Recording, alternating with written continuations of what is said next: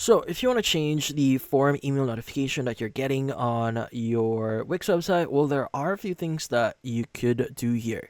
Now, first is you want to access your Wix website, and in here you want to go to the left side, and you want to look for the option here for customer and leads. Select that, and you want to look for forms and submissions, and basically choose the form that you want to edit here.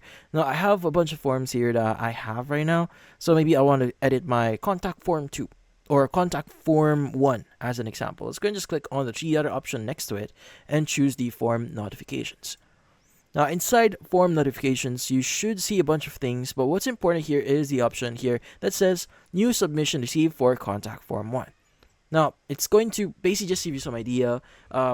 How notifications works right now on Wix is through automations. Now, automations would contain workflows and what a certain process would actually go through, but this one is quite simple. It just starts the process when a form is submitted and sends an email. So that's how notifications actually work.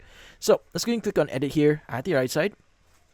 And from here, you want to go and choose the option that says send email. Select that. Go to the left side here, and you want to look for the option that says set recipients. Let's go and select this one. Now from here, you can go and just add a new recipient. Click on add recipient. Now you can add collaborator roles, emails from triggers, or other recipients, or from your contacts. Depends on your preference here. Now if you want to add someone, just click on the other recipients here, and you can go and choose business email. Now if you want to add collaborator roles, go and choose that. For now, let's go and just choose contact. And you go and just add your contact here or create a new contact if you want to. But once you have that, go and click on add. And once you've added that, go and click on save and publish changes at the top right. And you're pretty much good to go. And that's about it. Hopefully this video was able to help you like and subscribe to our channel. Thank you for watching.